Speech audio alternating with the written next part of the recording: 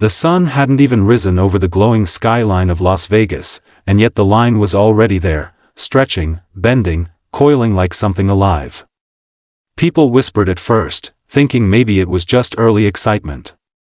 But as the sky shifted from black to deep purple, then to a burning orange, it became clear, this wasn't normal.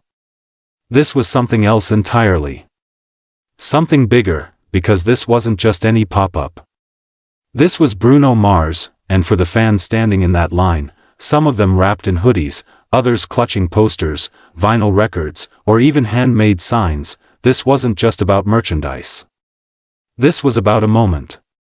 A once-in-a-lifetime collision between anticipation and obsession, where music turned into something physical, something you could hold, where, Prove.no one really knew who started the rumor. Some said it came from a quiet leak the night before, a blurry image posted on social media showing exclusive items, jackets, vinyls, even a rumored collaboration with Hello Kitty that no one had expected. Others said it was just the timing. The launch of The Romantic Tour, Bruno's first major tour in years, had already set the internet on fire. Fans weren't just excited. They were starving, and now, here they were. By 5 a.m., the line had doubled. By 6, it had tripled. People weren't just showing up, they were running. A girl near the front, her voice shaking as she talked to a friend, said she had flown in overnight. "I didn't even book a hotel," she admitted, half laughing, half on the verge of tears. "I just came straight here from the airport. I can't miss this." Behind her, a group of fans had started singing softly, first just a hum, then full lyrics, their voices blending together in the quiet morning air. A song by Bruno Mars, of course. It started as something small, almost shy. But then others joined in. And suddenly, the line wasn't just a line anymore. It was a crowd. A living, breathing crowd, and it was growing. Security tried to manage it. Barriers were set up.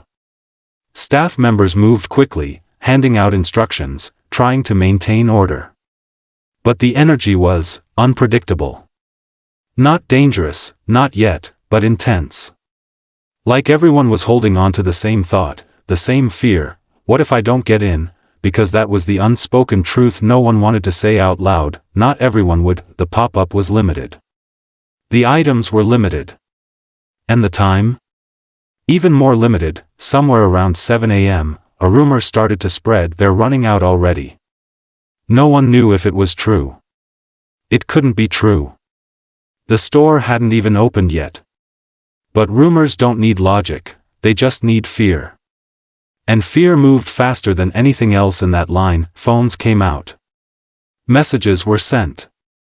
Videos recorded. Live stream started. "This is insane," one fan whispered into her camera, turning it around to show the endless sea of people behind her. "I've never seen anything like this." And she hadn't, because this wasn't just about a store, this was about Bruno Mars, about the way his music had followed people through years of their lives. First loves. Breakups. Late-night drives. Lonely mornings. Celebrations that blurred into memories. His voice wasn't just sound, it was emotion. And now, that emotion had a physical place. A door that would open. A space you could enter. If you made it. By the time the doors finally opened, the energy shifted instantly, the quiet anticipation shattered, people leaned forward. Not pushing, yet, but close. Too close. Like a wave pulling itself tight before it crashes. Security raised their voices, trying to control the flow, letting small groups in at a time. But every second felt too slow. Inside, the lights were bright. Clean. Almost unreal. Racks of clothing lined the walls, jackets embroidered with tour logos, shirts printed with lyrics fans knew by heart. Glass displays held limited vinyl pressings, each one numbered, each one a piece of something bigger. And yes, the rumors were true. A section of the store, glowing softly in pastel pinks and whites, revealed the unexpected collaboration with Hello Kitty. People gasped when they saw it, actually gasped. Outside, the line moved inch by inch. But inside, Time moved differently, faster, more dangerously, because everything was limited. Fans grabbed what they could. Some moved carefully, choosing items with trembling hands. Others didn't hesitate, stacking pieces in their arms, their minds racing faster than their bodies. There were no second chances here. A guy near the vinyl section froze when he realized the last copy of a special edition had just been taken from the display. No, no, no, no, he muttered, stepping closer, as if getting physically nearer might somehow change reality. But it didn't. It was gone, and outside, the line kept growing. Hours passed, but no one left, not willingly. Even those who heard the rumors that certain items were already sold out, stayed. Because maybe there was still something left. Maybe their moment was still waiting inside. Or maybe they just couldn't walk away, because leaving meant accepting that you missed it, and missing this? It felt bigger than just missing a store. It felt like missing a piece of something you had been waiting for without even realizing it. Somewhere in the middle of the chaos, a voice cut through the noise. He's here. At first, no one reacted. It sounded like just another rumor, another whisper carried by hope. But then the energy changed again. Heads turned. Phones lifted higher. Security moved faster, tighter, more alert, and then, a black SUV pulled up near the side entrance. Everything stopped, not literally. The line was still there. People were still talking. But the feeling, the collective heartbeat of that crowd, shifted in a way that was impossible to ignore, because in that moment, it wasn't just about merchandise anymore. It was about him, Bruno Mars. No one could see clearly at first. Just movement. Shadows. The outline of someone stepping out of the vehicle. But that was enough. The reaction was instant, explosive, screams, real screams, the kind that don't come from excitement alone, but from something deeper. Something emotional. Years of listening, watching, waiting, all crashing into one uncontrollable moment. Inside the store, people rushed toward the windows, trying to catch a glimpse.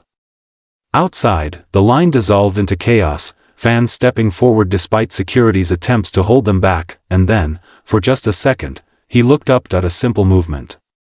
A glance, but it was enough. Phones captured it. Voices broke. Some fans cried.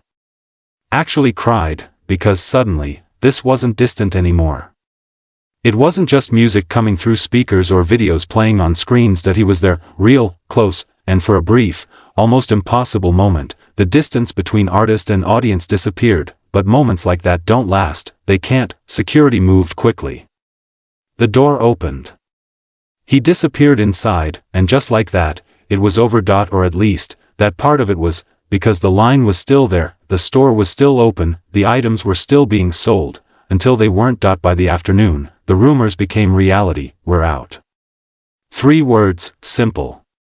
Final, devastating. Some fans inside the store stared at empty racks, trying to process what had just happened. Others rushed to different sections, hoping, praying, that something, anything, was still available. Outside, the news spread like wildfire. Sold out, sold out, sold out, and just like that, the energy shifted one last time, not into anger, not into chaos, but into something quieter, something heavier, acceptance, because not everyone got what they came for. But somehow, that didn't seem to matter as much anymore. Because they had been there, they had felt it, the energy. The chaos. The moment when the line turned into something bigger than itself. A story. A memory, something they would talk about later, replaying the details, the emotions, the almost unreal feeling of being part of something that couldn't be recreated, because that's the thing about moments like this, they don't last. They're not supposed to, but the feeling, that stays, long after the store closes, long after the line disappears. Long after the lights go out in Las Vegas, and maybe that's what made it so powerful. Not the merch, not the exclusivity, but the fact that, for a few hours, thousands of people stood in one place, connected by something invisible but undeniable, music, memory, and the presence of one man who turned both into something unforgettable, Bruno Mars. And if you listen closely, really closely, you can almost still hear it, the echoes of voices in the early morning. The hum of a song carried through a line that never seemed to end, the sound of a moment that no one wanted to miss, and no One who was there will ever forget.